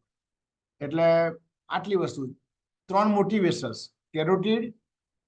કેરોટીડ, કોરોનરી અને પેરિફેરલ ડિઝીઝ, એટલે ગેંગ્રીન થાય છે કે જોવાનું. એટલે લિમ્બમાં જોવાનું, કોરોનરી જોવાની અને કેરોટીડ જોવાની. આ 3 એક્ઝામિનેશનમાં, ઓસ્કલ્ટેશનમાં અને રિપોર્ટમાં, જેમાં તમે ડોપલર કરાવો તમે, તો આ 3 મેજર. અને માઇક્રો જે સાઇઝ વિશે છે, અથવા માઇક્રો વાસ્કો ડિઝીઝ છે, તેમાં રેટાઇના જોવા મળે, નેફ્રોપેથી અને neuropathy. So they are the microvascular complications. So 3 macrovascular complications, 3 microvascular. 6 પર ખાસ દરેક વખતે દર 6 મહિને આપણે જોવાનું છે. ડાયાબિટીસ વાળા જે ડાયાબિટીસના દર્દીને વેઇટ લોસ જોવા મળે, 4 જણા કહે કે ભાઈ તમારું વાત બહુ સરસ લાગે છે, વજન ઘટી ગયું. જો ડાયાબિટીસ હોય તો માનજો અનકન્ટ્રોલ ડાયાબિટીસ છે. અનકન્ટ્રોલ ડાયાબિટીસમાં વજન ઘટે છે. આ વાત ઇમ્પોર્ટન્ટ છે. એટલે કોઈ ડાયાબિટીસ હોય અને વજન તમારું ઘટતું હોય તો માનજો ડાયાબિટીસ કંટ્રોલમાં નથી. ડોક્ટરને મળીને HbA1c રિપોર્ટ કરવો અને શુગર વ્યવસ્થિત કરવું. એક મેજર ઇન્સ્યુલિન થેરાપી છે ટાઈપ 2 ડાયાબિટીસમાં. 2 પ્રકારના ડાયાબિટીસ હોય, type 1 type 2 diabetes. Type 1 diabetes તો પહેલેથી જ જનરલી બાળપણથી જ એ લોકોને ઇન્સ્યુલિનની જરૂર પડે. ટાઈપ 1 ડાયાબિટીસમાં રેગ્યુલરલી લાઈફ લોંગ ઇન્સ્યુલિન લેવું પડે. અને ટાઈપ 2 ડાયાબિટીસ હોય તો એમાં ઇનિશિયલ દવાના કંટ્રોલથી જો શુગર કંટ્રોલમાં રહેતું ના હોય તો રાત્રે ગ્લાર્જિનને બધા ઇન્સ્યુલિન આવે છે, રાત્રે સૂતી વખતે, જમ્યા પછી સૂતી વખતે, એ પછી કંઈ જમવાની જરૂર નથી, તો ગ્લાર્જિન આપણે સૂતી વખતે 10 ગ્રામની આસપાસ આપતા આવીએ છીએ. તો એ કરવાથી ફાસ્ટિંગ પણ સરસ આપણું મેનેજ થાય. ચાલો, તો એડિશનલ ન્યુટ્રિશનમાં લિપિડ પ્રોફાઇલ, ક્રિએટિનિન અને યુરિન એનાલિસિસ પર પ્રોટીન. ડાયાબિટીસમાં ડાયાબિટીક માઇક્રોવાસ્ક્યુલર ડિઝીઝના કારણે થઈને પ્રોટીન થતું છે. તો એ માઇક્રો આલ્બ્યુમિનરિયા સ્ટેજ એટલે અથવા ફ્રેન્ક પ્રોટીન, એ બંને જોયા કરવું જોઈએ, નિયમિત જોવું જોઈએ. જેનો ડાયાબિટીસ કંટ્રોલમાં, જેનું બ્લડ પ્રેશર કંટ્રોલમાં, એને કિડની ડિઝીઝ તમારા ડિલે થાય. Diabetic nephropathy can be delayed with meticulous control of diabetes and blood pressure in normal range. આવું કરવાથી કિડની ડિઝીઝ તમે ડિલેડ કરી શકો. આ વસ્તુ ભૂલવાની નહીં. બીજું વાક્ય યાદ રાખવાનું, જે દર્દીને ડાયાબિટીસની દવા ચાલતી હોય, રેગ્યુલર દવા ચાલતી હોય, અને જો એનું શુગર ફોલ થાય, હાઇપોગ્લાઇસેમિયા થાય, તો માનજો he is a case of a early diabetic nephropathy. Control ડાયાબિટીસમાં શુગર દવાઓથી ડાઉન થઈ જાય તો માનવાનું ડોઝ મોડિફાય કરવું પડશે, કારણ કે દર્દીને ડાયાબિટીક નેફ્રોપેથી કિડની ઇન્વોલ્વમેન્ટ થયું છે. આ વાક્ય યાદ રાખવાનું છે મારું. ચાલો, આ રેફરલ માટે જ્યાં ફિઝિશિયન હોય ત્યાં ડ્રગ્સ કંટ્રોલ માટે અનકન્ટ્રોલ ડાયાબિટીસ થતા હોય એવા કિસ્સામાં આપણે દર્દીને રિફર કરતા હોઈએ છીએ. એ સિવાય કોઈ કોમ્પ્લેક્શન હોય, ડાયાબિટીક ફૂટ અસર થયા હોય, અથવા પેશન્ટને વિઝન ઇમ્પેર થવા માંડે એવા કિસ્સામાં, અથવા ડાયાબિટીક નેફ્રોપેથી એસ્ટાબ્લિશ થાય તો એવી વખતે પેશન્ટને ડાયાલિસિસ માટે પણ રિફર કરતા હોય છે. ગુજરાતમાં દરેક જિલ્લામાં જ્યારે ડાયાલિસિસ સેન્ટર ચાલુ થયા છે ત્યારે આપણા HIV પોઝિટિવ પેશન્ટના દર્દીઓને જો ડાયાલિસિસની જરૂર હોય તો જોઈ લેવાનું કે તમારે ત્યાં નજીકમાં સગવડ છે કે કેમ. નહીં તો નજીકની મેડિકલ કોલેજ ક્યાં છે કે જ્યાં HIV દર્દીઓનું ડાયાલિસિસ થતું હોય છે, એ પણ ધ્યાન રાખવાનું આપણે કે દર્દીને કોઈ તકલીફ ના પડે. કાર્ડિયોવાસ્ક્યુલર રિસ્ક ફેક્ટરમાં ડાયાબિટીસની વાત કરી, બીપીની વાત કરી, તો cardiovascular risk factor coronary artery ડિઝીઝનું, કોરોનરી આર્ટરી હાર્ટ એટેક આવવાનું અથવા ઇસ્કેમિક હાર્ટ ડિઝીઝનું રિસ્ક કોને વધારે હોય? જેને હાઇપરટેન્શન હોય, જેને ડાયાબિટીસ હોય, જેને લિપિડ એબનોર્મલ હોય, જેને ઓબેસિટી હોય, જેનું એક્ટિવિટી બહુ ફિઝિકલ એક્ટિવિટી બરોબર થતી નથી, ટોબેકો વધારે હોય છે, આલ્કોહોલ વધારે વાપરતા હોય, અનહેલ્ધી ડાયટ હોય, અને family history of coronary artery disease હોય, તો એ લોકોને કાર્ડિયોવાસ્ક્યુલર ડિઝીઝ થવાની શક્યતા રહેશે. એન્થ્રોપોમેટ્રિક મેઝરમેન્ટ દરેક દર્દીમાં હાઇટ વેઇટ માપવાનું છે. આપણા HIV સેન્ટરમાં પણ એક ફૂટપટ્ટીથી દિવાલ ઉપર માપ રાખવાનું, અને હવે તૈયાર મશીન પણ આવતા હોય છે કે જેમાં વજન કાંટાની ઉપર હાઇટથી મેઝર કરીને BMI કેલ્ક્યુલેટ થઈને આવી જાય. એ ના હોય તો વજન કાંટો હોય અને દિવાલ ઉપર આપણે મેઝરમેન્ટ બનાવી દેવાના, એના પરથી ખબર પડે કેટલી હાઇટ છે, કેટલું વેઇટ છે, અને કેલ્ક્યુલેટ કરવાનું. મોબાઈલમાં આપણે કેલ્ક્યુલેટ કરી શકીએ BMI. ઇન્ડિયન પેશન્ટ માટે બી BMI જોવાનું, એ ખાસ ધ્યાન રાખવાનું છે આપણે. ચાલો, ઓબેસિટી માટે સ્ક્રીનિંગ શું કરવાનું? BMI. BMI એટલે શું? Weight in kilogram upon height in meter square is basically BMI. Generally underweight, આપણા HIV પોઝિટિવ પેશન્ટને ઓલરેડી માલનરિસ્ટ હોય તો એમાં અંડરવેટ આપણને BMI મળી શકે. 18.5 થી 22.9 એ નોર્મલ કહેવાય. ઓવરવેટ 30 થી 23 થી 25 કહેવાય, અને મોર દેન 25 is basically obese. Mental health, જે છે એમાં બહુ ઇમ્પોર્ટન્ટ વસ્તુ છે. આપણા HIV દર્દીઓ જે હોય છે એમાં પાર્ટનરની તકલીફ, બંને પાર્ટનર પોઝિટિવ, બાળકોની ચિંતા, કોઈને ટ્યુબરક્યુલોસિસ મેનિન્જાઇટિસ અથવા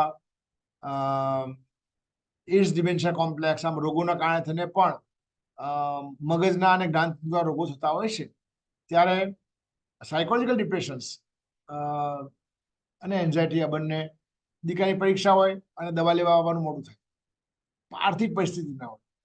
આ રોગ એવો છે HIV કે જેમાં લગભગ 95% દર્દીઓ આપણી પાસે પ્રાઇવેટમાં જતા નથી. તો આ બધાની એક સમસ્યા પોતાની સ્ટ્રેસ હોય છે. તો આપણે આપણા ERTCમાં બેઠા હોય ત્યારે પણ દર્દી સાથે વાત કરવામાં થોડી ગમત કરવી, થોડું હળવું વાતાવરણ બનવું, આમ કરવાથી એને આપણા ERTCમાં આવવાનું મન થવું જોઈએ. તો એને ડિપ્રેશન એમ થાય કે આ બેન પાસે તો મને મજા આવે છે, મને શાંતિથી સાંભળે છે. મને દર્દી માંદો હોય ત્યારે એને મન જોઈએ છે, તમારી સાથે વાતો કરવી જોઈએ છે. તો એ અને પાછી સરકારમાં ભીડ હોય, તો ભીડની વચ્ચે પણ આપણું મોઢું ઉતરેલું કઢી જેવું હોય તો દર્દીને મજા ના આવે. તો આપણા મોઢા પર ઉર્જા, આપણા મોઢા પર તેજ, આપણે એની આંખમાં આંખ રાખીને વાત કરવી, આમ કહેવાથી એકાત્મતા સર્જાય છે કે મને સાંભળ્યું હો સાહેબે. તો આ જે આઈ ટુ આઈ કોન્ટેક્ટ છે બહુ ઇમ્પોર્ટન્ટ છે. દર્દી સાથે વાત કરીએ તો એને પોતાપણું લાગે, એનું ડિપ્રેશન ઘટે, એની એન્ઝાયટી ઘટે. આ પણ વાત છે. એના ખભે હાથ મૂકવો, સ્પર્શથી HIV ફેલો તો એના ખભે હાથ મૂકવો, એના માથે બાળક હોય તો એના માથે હાથ મૂકવો, કેમ છે બેટા, એમ ખાલી આપણું જે હાવભાવની વાતો છે એમ કરવાથી પણ એને ભીડમાં આપણને મળવાનું મન થવું જોઈએ. આમ કરવાથી એનો સ્ટ્રેસ ઘટે છે. તો જ્યાં જ્યાં આપણે જઈએ ત્યાં હેપીનેસ સ્પ્રેડ થાય. આપણા ક્લિનિકમાં, આપણી ERT સેન્ટરમાં બાળકને અથવા HIV પોઝિટિવ દર્દીને આવવાનું મન થવું જોઈએ. આ ઇમ્પોર્ટન્ટ વાત છે, એ ભૂલવાની નથી. કેટલાક ERT સેન્ટરના કર્મચારીઓ પોતે કેટલાક NGO થ્રુ બાળકો માટે ગિફ્ટ લઈ આવે છે, ડાયટ કીટનું કરતા હોય છે. આ બધા બોન્ડિંગના વાતો છે. તો આવા નાની મોટી વાત આપણા છોકરા આઈસ્ક્રીમ ખવડાવતા હોઈએ તો આને માટે ચીકી લઈ આવ્યા હોઈએ તો એને ન્યુટ્રિશન જશે અને એક ભાવ સંબંધ બંધાય છે. તો ચિંતા નો ટ્રીટમેન્ટ શું છે? તો આત્મીયતા. એનો મતલબ દર્દીને પોતાપણું આપણી સાથે કેટલું લાગે છે એ પર આપણે ધ્યાન રાખીએ. ચાલો, સાયકોલોજીકલ સ્ટ્રેસ રહેવાનો જ છે. ઘણા બધા ફેક્ટર રહેતા હોય છે, એની વચ્ચેથી આપણે કેવી રીતે બહાર કાઢી શકીએ એના પર આપણે વિચારવું જોઈએ. બે શબ્દો છે, હતાશા અને નિરાશા. નિરાશા જે છે એ વાતચીતથી અથવા કાઉન્સેલિંગથી ઘટાડી શકાય. જ્યારે નિરાશા, માણસ નિરાશ લાગે, અને હતાશા એટલે જ્યારે નિરાશા પછીનું સ્ટેજ, જ્યારે ઘણી વખત દર્દીને ઊંઘ ના આવતી હોય, એને બહુ જ ચિંતા રહેતી હોય, વજન વધે, ડિપ્રેશનમાં વજન વધે. તો આ બધી વસ્તુઓ જે છે એ ખાસ ધ્યાન રાખવાનું છે. દર્દીને ડાઉન લાગતું હોય એવા કિસ્સામાં સાયકોલોજીકલ સપોર્ટ પૂરતો કામ ના કરે, કારણ કે ઘણી બધી એડિક્શન હોય, દવા ના હોય, પૈસા ના હોય, ઘણી બધી વસ્તુઓ માણસના જીવનમાં ચાલતી હોય છે. ત્યારે નિરાશા એ વાતચીતથી, એકબીજા પ્રત્યેની હોપથી, એકબીજા પ્રત્યેના જેસ્ચર્સથી સારું કરી શકાય. પણ જો હતાશા સ્ટેજમાં માણસ પહોંચી જાય, જીવનમાંથી એને રસ ઉડી જાય, એવા કિસ્સામાં એને દવાઓ પણ સાયકાટ્રિસ્ટને બતાવીને આપવી જોઈએ. આ ભૂલાય નહીં. આ જે છે PHQ-9 સ્કોર જે છે એના ઘણા બધા મુદ્દા લખેલા છે. તો આપણે એની પ્રિન્ટઆઉટ આ બધા પ્રેઝન્ટેશન પણ આપણે શેર કરશું. તેમાંથી આપણે પેશન્ટને નક્કી કરી શકીએ કે એના સાયકાટ્રિક સિમ્ટમ્સ શું શું છે. સેપરેટ લેક્ચર પણ આપણે મેન્ટલ હેલ્થ પર લેતા આવીએ છીએ, એટલે હું જરા એસ્કેપ કરું છું. મેડિકલ મેનેજમેન્ટ ઓફ ડિપ્રેશન પર આપણને સેપરેટ સાયકાટ્રિક લેક્ચર લેવાતા હોય છે, એના પર ધ્યાન રાખશું. Mental health in child and adolescent. એડોલેસન્ટના મુદ્દાઓ જુદા છે. ચાઇલ્ડ જે છે, હમણાં હું કહ્યું તો આપણું જે HIV પોઝિટિવ અનાથ બાળકોનું સેન્ટર છે, ગાંધીનગરમાં છે, 17 બાળકો છે. ત્યાં ગયો તો 3-4 કલાક મેં એમની સાથે બેઠો, તો અમે રમ્યા અને એકબીજા સાથે ગમત કરી, ઘોડો કર્યો. અને ત્યાં વર્ષા કરીને એક બેન કામ કરે છે, હું એને પગે લાગ્યો તો બધા બાળકો પગે લાગ્યા. તો વર્ષાની આંખમાં આંસુ આવ્યા કે સાહેબ, પહેલી વખત મારી સાથે બાળકો આવું મા જેવો ભાવ લાગ્યો. મેં ત્યાં પ્રશ્ન પૂછ્યો હતો કે સ્વપ્ન કયા આવે છે? તો કે એડોલેસન્ટ હતો એને જ સ્વપ્ન આવતા હતા, બાકી બધા સ્વપ્ન આવતા નથી. હું એવું માનું છું કે માં ના હોય તો સપના પણ ના. ત્યારે આ બધી લાગણીની વાતો છે એ આપણે ક્યાંય ને ક્યાંય જ્યારે પેશન્ટ આપણી પાસે આવે છે ત્યારે એને આવકાર, એના માથે હાથ, હાથમાં હેત અને આંખમાં અમી, આ બે મેઇન ટૂલ જે આપણી પાસે છે. આપણી આંખમાં અમી હોવી જોઈએ દરેક દર્દી માટે, અને હાથમાં હિત. આ બે સાધન દરેક દર્દી માટે દરેક વખતે વાપરીએ તો દર્દીને સેન્સ ઓફ વેલબિંગ ઘણું સારું. ચાલો, હું મેન્ટલ હેલ્થ પર બહુ ડિટેલમાં રહેતો નથી.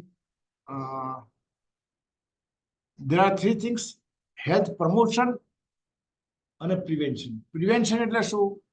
હું ચાલુ એ પ્રિવેન્શન. હેલ્થ પ્રમોશન એટલે શું? કોર્પોરેશન રસ્તાની બાજુમાં સાયકલિંગના ટ્રેક બને, મારી કોલેજમાં નો પેટ્રોલ ડે ઉજવાય, હું પોતે સાયકલિંગ પણ કરું. આ કરવાથી એને હેલ્થ પ્રમોશન કહેવાય. રોગો ન થાય એના માટે જે રોકવું એને પ્રિવેન્શન કહેવાય. પ્રિવેન્શનથી આગળનું એ છે હેલ્થ પ્રમોશન છે. એટલે આપણે પીઝા પણ ખાવો છે તો રોટલો, પીઝાનો રોટલો છે એ મેંદાનો બન્યો છે કે આખા ઘઉંનો બન્યો છે? આ ઇમ્પોર્ટન્ટ. આખા ઘઉંની અત્યારે ઘણા બધા માણસો આના પર જઈ રહ્યા છે. ફાઈબર તૂટે નહીં, હાઈ ફાઈબર ડાયટ. ઘઉં એનો એ જ છે, જેટલો પિસ્તા જાવ એટલો એમાંથી ફાઈબર તૂટતા જાય. તો ખાલી વ્હાઈટ દેખાય, વ્હાઈટ બ્રેડ કે બ્રાઉન બ્રેડ તો બ્રાઉન બ્રેડ. આમ કરવાથી આપણે હેલ્થ પ્રમોશનની વાતો વધારે ઇફેક્ટિવલી કરી શકીએ. તો ફિઝિકલ એક્ટિવિટી માટે મેં કીધું એમ કસરતની આપણે વાત કરી છે. યોગા અને મેડિટેશન રિલેક્સેશન માટે પણ કરવું જોઈએ. વેટ કંટ્રોલ માટે ધ્યાન રાખવું જોઈએ. મારું સ્વરૂપમાં આજે ઊંચાઈ પ્રમાણે, આજે મારું વજન 80 કિલો છે, ઊંચાઈ પ્રમાણે કેટલું હોવું જોઈએ, મારે કેટલું ઘટાડવાનું છે, તો એ યરલી પ્લાન કરીને આપણે એને વજન દર મહિને, તો મારું ખોરાક ઘટાડીશ તો મારું ઘટશે. બીજું, જ્યારે તમે કસરત ચાલુ કરો છો ત્યારે ચરબી બળે સાથે સ્નાયુ વધતા હોય એટલે વજન ના ઘટે એવું બને. પણ વજન ઘટવાના તમારી માનસિક કટિબદ્ધતા હોય તો કસરત ચાલુ રાખો, વજન ભલે ના ઘટે, સ્ફૂર્તિ સારી લાગે છે, તો માનજો કે મસલ્સ ટોનઅપ થઈ રહ્યા છે અને આગળ જતાનો ફાયદો દેખાશે. તો ખોરાકમાં ચરબીવાળા ખોરાકો ઓછા, ફાઈબરવાળા વધારે. મેં કીધું એમ વ્હાઈટ બ્રેડ કે બ્રાઉન બ્રેડ તો બ્રાઉન બ્રેડ. આવું નાનું મોટું કરવાથી પણ આપણું વજન કંટ્રોલમાં રહેશે. Swimming is a best exercise, weightless position, એ પણ યાદ રાખવાનું. જે લોકો ડાયાબિટીસ, બ્લડ પ્રેશર, ઓબેસિટી, હાર્ટની તકલીફ બધું ઓલરેડી છે, એવા લોકોએ કસરતમાં ટ્રેનરને, ફિઝિયોથેરાપીને પૂછીને કસરતો કરવી એ સલાહ ભરેલું છે. એ સિવાય મેં કીધું તમે ઓલરેડી કમરની તકલીફ હોય, તમારો લોર્ડોટિક સ્પાઇન હોય, એલએસ સ્પાઇન ઓર્ડરી લોર્ડોસિસ હોય, અને તમે કસરત ચાલુ કરો તો થાકી જાવ જલ્દી અને વળી પાછા કસરત બંધ કરો. તો જે લોકો લાંબા ટાઈમથી કસરત કરતા નથી એવા લોકોએ પથારીમાં રહીને હવામાં સાયકલિંગના પેડલિંગ કરવાથી મસલ્સ ટોનઅપ થાય. 3 મહિના કરો પછી ચાલુ કરો તો કસરત બંધ નહીં થાય. આવું પણ ધ્યાન રાખવું જોઈએ. સારું, આ આપણે ફરવા નીકળ્યા તો આમ આંટો કઈ બાજુ, આમ મારવાનો આંટો કે આમ મારવાનો? ક્લોકવાઇઝ કે એન્ટી ક્લોકવાઇઝ? આપણે તો માણસો નીકળે ને સારું માણસ દેખાતા વળી પાસે આમ આંટો પાસે પાસે ફરી જાય. એવા લોકો કસરત કરવાવાળા છે. તો વાત એ છે કે ક્લોકવાઇઝ, ક્લોકવાઇઝ આપણે પરિભ્રમણ કરવું જોઈએ. એ વધારે નેચરલ છે. Anti clockwise is not natural. કઈ નાની નાની વાતો પણ ધ્યાન રાખવી જોઈએ. પણ ચાલી એ બહુ મહત્વની છે. શોર્ટની મેં વાત કરી છે, લેસ ધેન 5 ગ્રામ શોર્ટ જાય એ વધારે સારું. મેં ઓઇલની વાત કરી છે, તમાકુ બંધ કરવાની વાત કરી છે. તમે તમાકુ મોડા મૂકીને બ્લડ પ્રેશરમાં આપો તો 20 મિલીમીટર તમારું બ્લડ પ્રેશર વધારે છે. આ પણ એટલી વાત છે. ચાલો, નર્સિંગ જે સ્ટાફ જે છે એ લોકો એનો રોલ વધારે છે. ડોક્ટર બ્લડ પ્રેશર દવા આપે તો નર્સ એટલે માત્ર સલાહ છે. તો નર્સનું જે માપવાની જે મેઝરમેન્ટ, આપણે હાઇટ વેટ માપતા આવીએ ત્યાંથી માંડીને વાતમાં હાઇટ વેટ માપતા આવીએ તો વાતચીતમાં કેટલું, ઘરમાં કેટલા માણસો છે, કેટલું તેલના ડબ્બા આવે છે, આવું માપતા પણ પૂછીએ માણસને તો વાત થઈ જાય. તો કમ્યુનિકેશન આપણે એક પણ મિનિટ એમાં બગાડવી ના જોઈએ. હાઇટ ને વેટ માપતા આવીએ એ વખતે પણ જયારે ઉભો થતી ત્યારે ઘરમાં કેટલા માણસો, બાળકો કેટલા, મોટા કેટલા, ઘરમાં કેટલું ઘી ગાયનું આવે છે કે ભેંસનું આવે છે કે ડાલડા આવે છે. All vegetable oils are full of so basically they are not, આપણે દર્દી સાથે વાત કરતા કરતા એને જેને કહેવાય પ્લેવે મેથડ એવું કહેવાય, તો આ એની માહિતી કઢાવતા રહેવાની. તો આપણી એક પણ મિનિટ વેસ્ટ ના થાય. દર્દી આપણી પાસે આવ્યું અને આપણા સેન્ટરમાં છે તો એને પૂછતા રહેવાથી આપણે એને ટાર્ગેટ કરીએ કે તારું વજન આટલું છે, પણ તારું આટલું હાઈટ પ્રમાણે તારું વજન આજે આટલું છે, એને આટલું ઘટાડવાનું છે, તો કેવી રીતે ઘટાડે. તો જે સંયમની વાત આવે છે, એ સંયમની વાત માત્ર HIV ના રોગ પૂરતું નહીં, પણ ડાયાબિટીસ, બ્લડ પ્રેશર, ઓબેસિટીના કંટ્રોલ માટે પણ સંયમ જરૂરી છે, એ વાત એને સમજાવી શકાય. તો નર્સનો જે વાત જે છે, ડોક્ટર ઉતાળમાં હોય પણ નર્સ જો હોય તો એ લોકોએ ખાસ દર્દી સાથે વાત કરતા રહેવું જોઈએ, એ ઇમ્પોર્ટન્ટ વાત છે. કાઉન્સેલર એ લોકો કાઉન્સેલિંગમાં જ્યારે જોવે ત્યારે વાતચીતમાં લાગે કે આ ડિપ્રેશનમાં જે છે, તો જે PHQ-9 સ્કોર જે સિસ્ટમ છે એ જ્યારે જોવું જોઈએ. અને ઘણી વખત સિંગલ ચાઇલ્ડ હોય, પેરેન્ટ્સ બંને ડેથ થયા હોય, બાળક એકલું હોય, અથવા ગ્રાન્ડ પેરેન્ટ્સ બાળકોની ચિંતા કરવી પડે, અનેક કોમ્બિનેશન આપણે જે બધા સામે સાંભળે છે બધાને ખબર જ છે. તો દરેકના પરિવારની કોઈક નવી વસ્તુ બની હોય કે જે બાળકના જીવનમાં ક્રાઇસિસ થઈ. ઘણી વાર HIV પોઝિટિવ બેમાંથી એક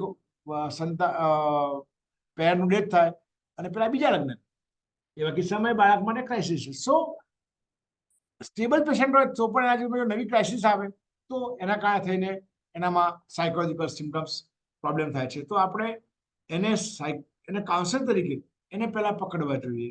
એને આપણે ખબર પડે આજે બાળક રોજ રમતું હતું, આજે કેમ ડિપ્રેસ દેખાય છે, કેમ બેટા, કેમ શું કરો છો, કેમ થાકી ગયા છો, કઈ થાય છે, એમ જસ્ટ વાતચીત કરવાથી, વાતચીત કરવાથી પણ તમારે આત્મે લડી પડશે એવું બને તો આપણે એને પ્રાયોરિટી આપીએ અને જોઈએ. મેડિકલ ફિલ્ડ છે, એનું કામ છે હિસ્ટ્રી ટેકિંગ, એક્ઝામિનેશન કરવાનું, ડાયાબિટીસ, બ્લડ પ્રેશરના રિપોર્ટ પ્રિસ્ક્રાઇબ કરવાનો, ડાયગ્નોઝ કરવાનું, દવાઓ લખવાની અને વ્હાઇટ કાર્ડમાં ખાસ એન્ટ્રી કરીએ. એ બધી વસ્તુ જરા ભૂલાય નહીં. ART ના જે MO જે છે, they will start a treatment for the diabetes, blood pressure, ART સાથે. અને ડાયાબિટીસ માટે મેં કીધું મેટફોર્મિન, બાયગોનેટ્સ અને પછી સલ્ફોનેરિયા ડ્રગ્સ આપણે ચાલુ કરીએ. હવે તો ઘણી બધી દવાઓ આવી છે, 1 કલાકમાં બધી દવાઓ ડિસ્કસ કરવી પણ ડિફિકલ્ટ છે, પણ ગ્લિપ્ટિન્સ બધા આવી ગયા છે, પછી પણ ગ્લાયકોસિલિક ડ્રગ્સ આવી છે, જેના કારણે થઈને ડાયાબિટીસ કંટ્રોલ હવે સ્મૂથ થવા માંડ્યું છે. તો અને બેઝલ થેરાપી એ પણ ભૂલવાની નથી. બ્લડ પ્રેશર માટે ડાયોટિક્સ જે બેઝ, એ સિવાય એમ્લોડિપિન, રેમિપિન એટલા માટે લખી છે જ્યારે કાર્ડિયક ફેલિયર હોય પેશન્ટ ત્યારે વાપરીએ. કિડની પર પણ પ્રોટેક્શન મળશે રેમિપિનથી. ટેલ્મિસાર્ટન ARB બ્લોકર છે, they are good for the hypertension. યંગમાં બીટા બ્લોકર્સ, અસ્થમા કે એવી હિસ્ટ્રી હોય તો બીટા બ્લોકર્સ ન અપાય. પ્રોસ્ટેટ હોય તો will prefer go for the alpha blocker drugs. PVD હોય તો will go for the calcium blockers and alpha blockers. તો કયા કયા રોગ છે દર્દીની એ ડાયગ્નોસિસ પર, hypertension with corner, hypertension with cerebrovascular, hypertension with the prostate, hypertension with the COPD, hypertension with the PVD અથવા peripheral vascular disease. તો એ પ્રમાણે દવા સિલેક્ટ કરવી પડે to begin with the medicines. એ પણ ધ્યાન રાખવાનું છે. મેફર્દી, beta blockers are not good for the respiratory condition. Asthma કે COPD તો બહુ કામ ના કરે. આલ્ફા બ્લોકર જે છે they are good if the prostate is there. If it peripheral vascular disease they are good. Calcium blocker, alpha blockers we can safely use. Beta blockers in young people, they are good. Cardiac failure હોય પેશન્ટને તો પેશન્ટને કાર્ડિવાસ આપે, કાર્બિડિયોલ કહીને આવતી હોય છે. They are good for the cardiac failure patients having hypertension. તો આ બધી વસ્તુઓ જરા as per the comorbidities we design the medicine for each patient. એ વસ્તુ યાદ રાખવાની છે. NCDs are common among the PHIVs. They are leading cause of morbidity and mortality in the PHIV. With aging population of HIV, NCDs are going to play a dominant role in the management of the PHIV. Screening to measure blood pressures, RBS, BMI, lipids, to start medicines, and integration of the NCD and HIV care is critical to achieve holistic approach to PHIV patients. Thank you very much for listening me. મોટો subject છે, દવાઓને touch કર્યું છે, પણ overall આપણે પ્રોગ્રામમાં શું કરવાનું છે એની બધી વાતો કરી છે. If any questions are there, I'll be happy to answer. Thank you so much, sir, for facilitating this session. किसी को कोई भी सवाल हो तो प्लीज चैट बॉक्स में लिख सकते हैं या प्लीज अपना माइक अनम्यूट कर सकते हैं.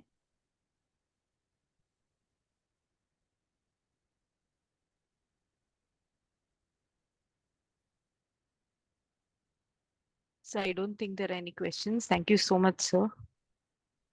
જી, બસ હસતા રહીએ, સેવા કરતા રહીએ, અને દર્દી આપણા ભગવાન છે. બધા સૌ તમે ઓલરેડી આ બધું સમજાવવાની પણ જરૂર નથી. આપ સૌના જે લોકો સેવા કરે છે સૌના ચરણોમાં વંદન છે, આપણા મા પિતાજીને વંદન છે, આપણા શિક્ષકોને વંદન છે. 26 જાન્યુઆરી હમણાં ગઈ છે, હમણાં ધૂળેટી આવે છે, હોળી આવે છે, રંગોનો તહેવાર. રંગે ચંગે હોળીનો તહેવાર ઉજવીએ. જેના બાળકોની પરીક્ષા હોય 10th ની 12th ની, એમને પણ ઓલ ધ બેસ્ટ. મારો નંબર બધા પાસે છે, તો હમણાં ટ્રેનિંગ પણ ચાલશે. ઘણા બધા માણસો મળવાનું થાય છે. ત્રીજી બેચ હવે 11-12ના પણ ત્રીજી બેચ છે. તો મળતા રહીશું, હસતે રહીએ, ગુનગુનાતે રહીએ. હસવું, હસાવવું અને દીકરાની બહુ આવે પછી હસી ખાવું. Thank you very much for it. Thank you, sir. Thank you to all the participants for patient listening. We'll conclude the session now.